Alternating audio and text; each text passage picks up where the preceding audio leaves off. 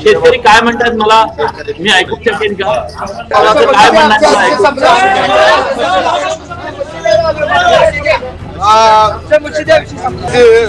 थोडा इथं काही लोक गोंधळ करायला लागल्यामुळे आपला आवाज मला काय त्यांचं काय म्हणणं जे चिखलला मागलेला सगळी जागा अशा काही इथं एकही आमची म्हैस नाही. काल आमचे लोक या ठिकाणी येऊन गेलेले होते परंतु कुठेही म्हशी आम्हाला मिळाल्या नाही. बरं आम्ही आता म्हशी पाहिजेत म्हणून किती वेळा येऊन बसायचं? आमच्या 2-2 लाखाच्या म्हशी आहेत, 3 लाख रुपये किमतीच्या म्हशी होत्या.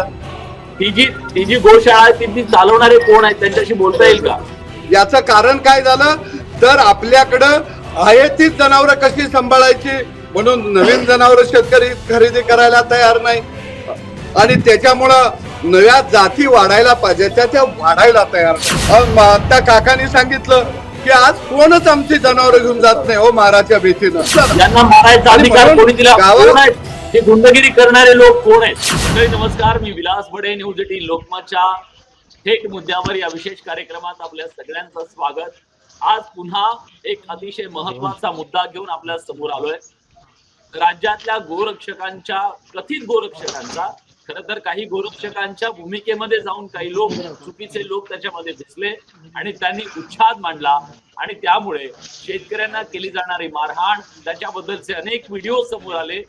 गोरक्षकांच्या बुरखा घेऊन जे लोक आज या सगळ्या क्षेत्रात काम करतायत, ते मारहाण करतायत, खंडण्या वसूल करतायत, अशा प्रकारचे अनेक आरोप शेतकरी नेत्यांकडून केले जात आहेत. आणि सांगलीमध्ये ज्या प्रकारचा अनुभव स्वतः सदाभाऊ खोत यांना आला त्यानंतर त्यांनी त्या सगळ्या कथित गोरक्षकांच्या विरोधामध्ये अतिशय आक्रमक भूमिका घेतलेली आहे आणि पुराव्यानिशी त्यांनी दाखवून दिलेलं आहे की या कथित गोरक्षकांनी कशा प्रकारे उच्छाद मांडलेला आहे. खरं तर जो खरा गोरक्षक असेल तो अशा प्रकारच्या गुन्हेगारी प्रवृत्तीकडे वळला असेल याच्याबद्दल कोणालाही खऱ्या अर्थानं म्हणता येईल असू शकत नाही.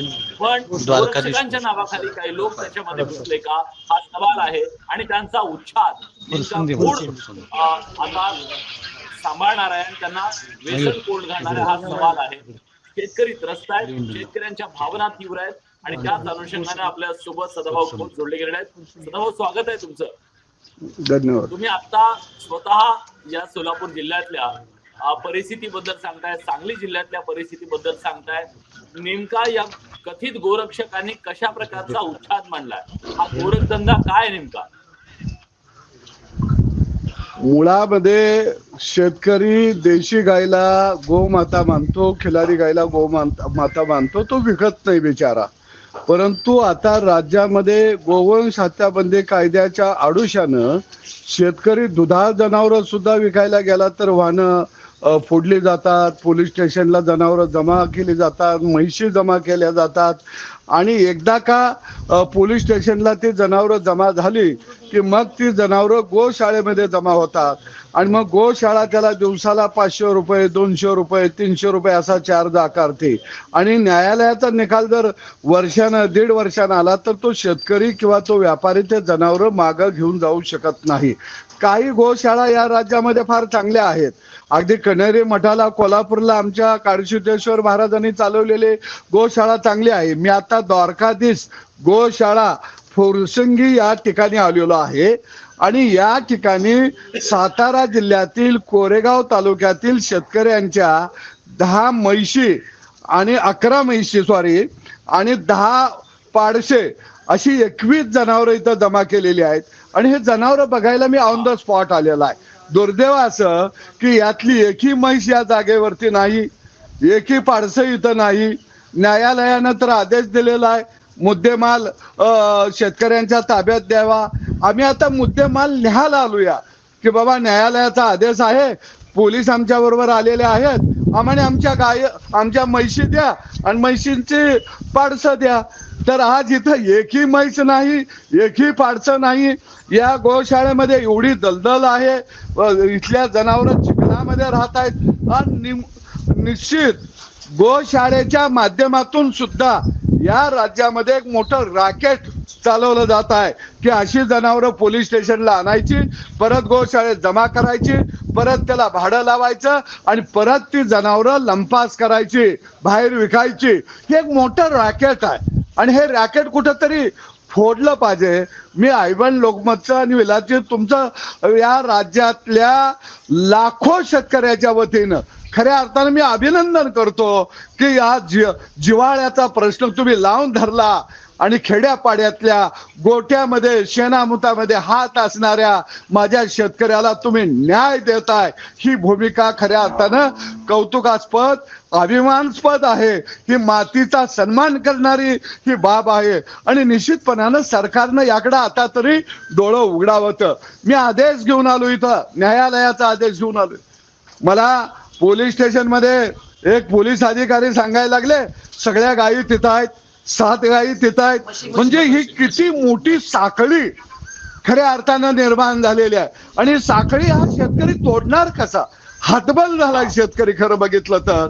आणि म्हणून मला वाटतं की मायबाप सरकार हो, तातडीनं राज्यातल्या शेतकरी नेत्यांची बैठक लावा, त्यांचं म्हणणं ऐकून घ्या आणि गोपालकाला वाचवा, हा दूध धंदा वाचवूया. अनेक तरुणाच्या हाताला काम दिलं जातं. मी इथं बघितला व्हिडिओ, त्या म्हैशी ज्यावेळी पोलीस स्टेशनला आणल्या त्यावेळी त्याच्याकडे पैसे मागण्यात आलं, बिचाऱ्याकडे पैसे नव्हतं आणि म्हणून त्याला जनावर हा सारखा मारला. अरे एवढं तुम्ही मारलं, हे आता न्यायालयानं सांगितलं ह्या म्हैशी शेतकऱ्याच्या आहेत, अधिकृत विकलेल्या आहेत, ह्या कापायला विकलेल्या नव्हत्या, ह्या दुभत्या म्हैशी होत्या, ह्या परत द्या. मग तुम्ही एवढा छळ का मांडला रे बाबा? का मारलं तुम्ही? ह्याचं काही उत्तर आहे का? आणि म्हणून निश्चितपणानं गोवंश आणि त्यामध्ये म्हशींच्या बद्दल का हे सगळं केलं जातंय? गोवंश हत्याबंदी कायदा आहे, मग म्हशींचा काय संबंध आहे? कायदा गोवंश हत्याबंदी आहे, हे म्हशी अडवायला लागलेली आहेत. आणि आता आमच्या घरातल्या गायी, हे आमचं एक कसं आहे विलासजी, 2 गायी असल्या तर 4 गायी होतात. मग शेतकऱ्याचं ATM मशीन हे दुभतं जनावर असतं, त्याला गरज पडल, तिची मुलगी आजारी पडली तो जनावर बाजारला घेऊन जातो, बायको आजारी पडली जनावर बाजारला घेऊन जातो किंवा व्यापाऱ्याला विकतो, मुलाची फी शाळेची तकलीफ जनावर विकतो. हे त्याचं ATM आहे, हे वर्षानुवर्ष चाललंय. परंतु आता हे आमचं सगळं बंद पडलं. माझ्या तुळजापूर गावामध्ये एका शेतकऱ्याची मुलगी आजारी होती, त्यानं भाकड गाय विकायला काढली, त्या गायीला 65,000 रुपयाला मागितले. परंतु व्यापाऱ्यानं सांगितलं बाबा आम्ही नेऊ शकत नाही, बाहेर अडवतेचे. कालांतरानं ती गाय दावणीला मेली, लेखीचं पैसे त्याला भागवायला लागलं. आज वाहनवाला सुद्धा आमचं जनावर न्यायला येत नाही, तो म्हणतो वाहन माझं जप्त होतोय, मला मार बसतोया. म्हणजे अरे किती नुकसान! हे आर्थिक बजेट शेतकऱ्याचं कुठल्या बाजूनं कोलमडायला लागलं याचा कुठेतरी आपण विचार करणार आहे का नाही? आणि विलासजी, मी बघितलं, मी चांगले गोरक्षक आहेत, चांगलं काम करत आहेत, देशीवान वाचवत आहेत, मी त्यांचं अभिनंदन करतो. परंतु काय गोरक्षकांनी शहरामध्ये कॉर्पोरेट कंपनीचं ऑफिस असावं असं ऑफिस काढली ती. अरे गायी आमच्या शेतात, गायी आमच्या गावात, म्हशी आमच्या गावात, वैरण आम्ही आणतोया, आमचं घरदार त्याला चारा पाणी घालतोया, धारा आम्ही काढतोय, शान आम्ही काढतोया. आणि तुमची कॉर्पोरेट क्षेत्रासारखी ऑफिस कशाला पाहिजे ते रे बाबा? काय गरज आहे रे? तुम्ही बी गया घ्या रे, पाळा, गोट करा, तुम्हाला समजल काय आहे ते. आणि म्हणून खरंच शेतकरी त्रासलाय, कंटाळलाय. गावागावातला शेतकरी आम्हाला आणून जाब विचारतो, या तुम्ही शेतकरी नेते आहात, तुम्ही आमचा गोठा वाचवणार आहे का नाही, हा जाब विचारायला लागला. शेतकरी नेते म्हणून तुमची ती जबाबदारी सुद्धा आहे, तुम्ही सुद्धा इतका ज्वलंत मुद्दा हाती घेतलेला आहे. सदाभाऊ, नेत्यांना काय वाटतं हा भाग वेगळा. ठीक आहे, एक वेळ तुमच्यावर काही लोक टीका करत असतील, पण या राज्यातला शेतकरी काय म्हणतोय हे सुद्धा राज्याला दाखवणं गरजेचं आहे. तो काय हालापेष्टा सहन करतोय. मी विनंती करतो आपल्याला, ज्या शेतकऱ्यांवर अन्याय झाला, ज्या शेतकऱ्यांना मारहाण झाली, ज्या शेतकऱ्यांच्या म्हशी सुद्धा गायब करण्यात आल्या, असे अनेक उदाहरणं समोर येत आहेत. तुमच्या सोबत जे शेतकरी आहेत त्यांचं म्हणणं आपण ऐकूया. शेतकऱ्यांना मला विनंती आहे, तुमच्यासोबत जे शेतकरी आहेत त्यांना तुम्ही सांगा की तुमची व्यथा काय अनुभव येतो या गोरक्षकांचा. एक मिनिट बोला, काय अनुभव येतो तो व्यथा? 2 महिने आम्ही शेतकरी आहे. मी कोरेगाव तालुका, सातारा जिल्हा, कोरेगाव तालुका कुमट्याचा. 2 गुलाब रघुनाथ पवार, गाव कुमटे. 2 म्हशी दिल्या होत्या व्यापाऱ्याला. त्याने मला एका म्हशीला 100 रुपये, एका म्हशीचा 500 रुपये इसार दिलाय. 8 दिवसात पैसे आणून देतो म्हणला. पैसे त्याच्याकडे मागायला गेलो तर त्याने सांगितलं माझी गाडी पुढे धरली, पुढे माझा गोशाळेला जमा केलाय, पैसे कुठून, मला पैसे काय मिळणार, कुठनं पैसे देऊ, पैसे कुठनं देऊ म्हणल्यावर मला म्हशी दाखव आम्ही म्हशी आणतो म्हणलं. म्हशी बघायला तर इथं म्हशीच नाहीत आमच्या. आणि म्हशी न्यायच्या म्हटलं दिले असते आणि न्यायच्या म्हटलं तर इथनं वाहनवाला कोण म्हशी भरायला येत नाही. वाहनवाला म्हणतोय तो गाडी जप्त केली तर आम्हाला 2-2 वर्ष गाडी मिळते, तुमच्या तुम्ही कशा बी न्या. म्हशी कशा येत नाही, चालत न्यायच्या, कशा न्यायच्या. सरकारनं सोय करावी आमच्या म्हशी आणून पोच कराव्या. आणि म्हशी जिथं नाहीत. आम्ही साहेबांच्या बरोबर आता पोलीस स्टेशनला तिथं म्हणले गोशाळेत म्हशी आहेत. तिथं आलं तर म्हैसच नाही एक सुद्धा. मोकळा गोठा इथं घाणीत उभं सुद्धा राहणार नाही लोक. अशा ठिकाणी गुरं आहेत तिथं, माणसं तिथं. आम्ही असं सुद्धा ऐकलं की अनेक शेतकऱ्यांना सुद्धा बेदम मारहाण केली जाते. गावातले जे टेम्पोवाले असतात त्यांना मारहाण केली जाते. मुळात हे कोण गोरक्षक आहेत? गायी सांभाळणारे गोरक्षक आहेत की गोरक्षकांच्या बुरख्यात लपलेले हे टवाळखोर आहेत? हे कोणीतरी गोरख धंदा सुरू केलेले लोक आहेत. कोण आहेत हे?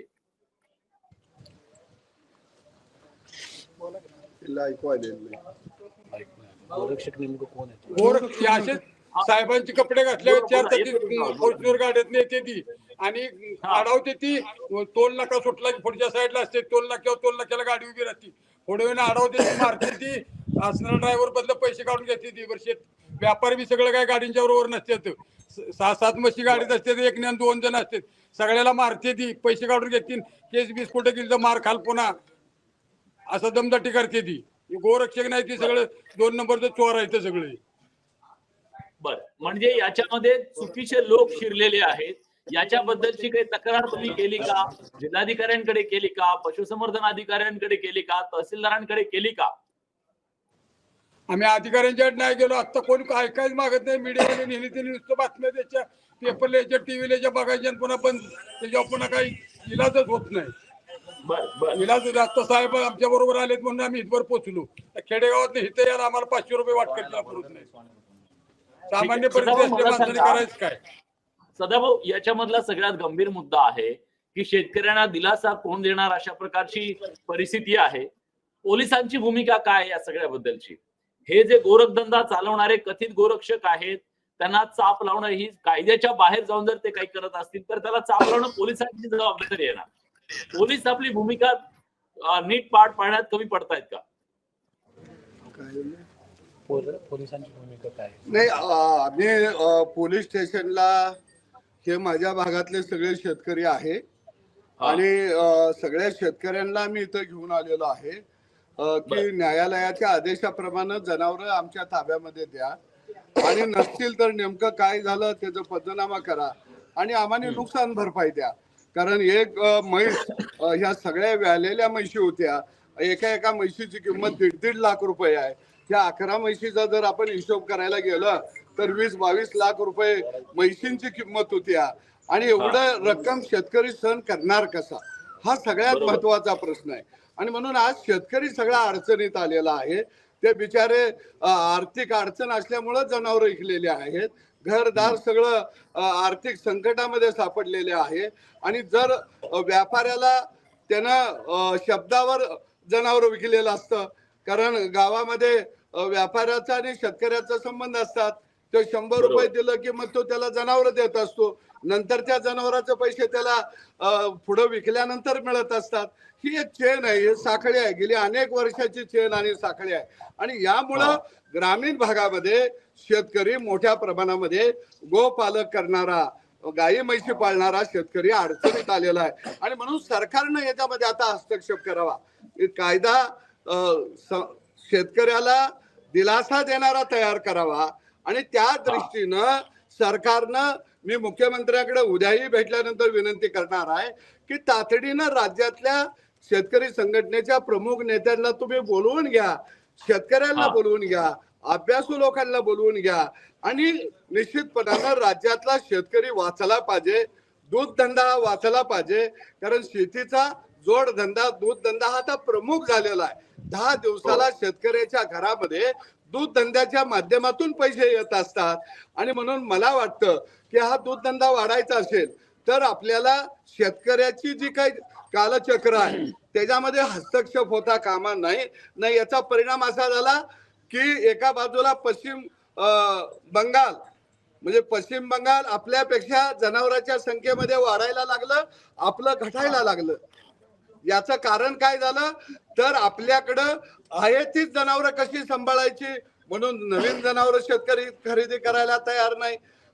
आणि त्याच्यामुळं नव्या जाती वाढायला पाहिजे त्या वाढायला तयार नाही. आणि या सगळ्या चक्रामध्ये खऱ्या अर्थानं शेतकरी अडकलेला आहे. आता काकांनी सांगितलं की आज कोणच आमची जनावरं घेऊन जात नाही हो, माराच्या भीतीनं. मार बसतो या, रस्त्याला अडवलं जातं या, गुंडागर्दी होतं या. म्हणजे या राज्यात नेमकं चाललंय काय? शेतकऱ्यावर पण आता यांना मारायचा अधिकार कोणी दिला? बघितलं ना, यांना मारायचा अधिकार कोणी दिला? कोण आहेत हे गुंडगिरी करणारे लोक? कोण आहेत हे गुंडगिरी करणारे लोक? कोण आहेत? गोरक्षक तर नाही. आता कसं आहे की या सगळ्या व्यवस्थेमध्ये नेमकं कोण अडवतंय, कशा पद्धतीने अडवायला लागलंय हे त्या पोलीस स्टेशन मध्ये पोलिसांच्याकडे सगळं रेकॉर्ड आहे. त्यांनी ते तपासावं. तपासाचा भाग हा पोलिसांचा आहे. पण सरकारचा भाग आहे की या राज्यातल्या शेतकऱ्याला न्याय देणं, हा दूध धंदा वाचवणं, शेतकऱ्याचा दही दुधाचा गोठा शाबूत ठेवणं ही जबाबदारी सरकारची आहे. आपण यामध्ये तुम्ही आता समन्वय साधून काही मार्ग काढावा यासाठी पुढाकार घेणार आहात का? राज्याच्या मुख्यमंत्र्यांनी सुद्धा याची दखल घेणं गरजेचं आहे. दखल घेणं गरजेचं आहे.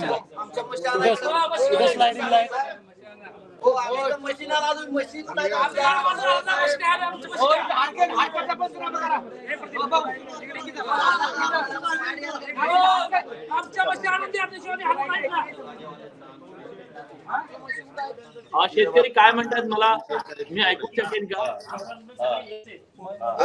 काय म्हणणार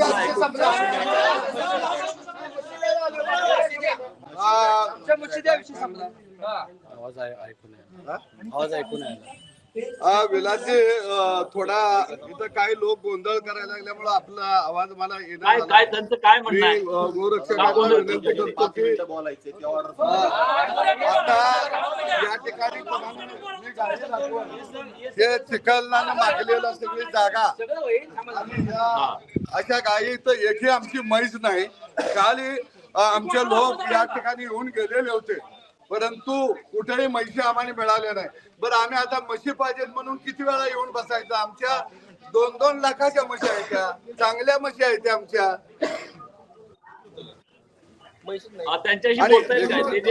आणि आता पुण्यामध्ये म्हशी चरायला इथं कुरण कुठून तयार झाली शहरामध्ये चराव? आमच्या ग्रामीण भागामध्ये सुद्धा चरायला कुरण तयार नाही आहेत. आम्हाला ग्रामीण भागामध्ये सुद्धा जनावर हिंडवता येत नाहीत. या म्हैसाना जातीच्या दुधा म्हैशी होत्या, 3-3 लाख रुपये किमतीच्या म्हैशी होत्या. ती जी गोशाळा ती चालवणारे कोण आहेत त्यांच्याशी बोलता येईल का? गोशाळा चालवणारे कोण आहेत त्यांच्याशी बोलता येईल का? गोरक्षक कोण गोशाळा चालवणारे कोण? ते नाही, ते चालवणारे नाही. इथं ते मालक कोण नाही आहे.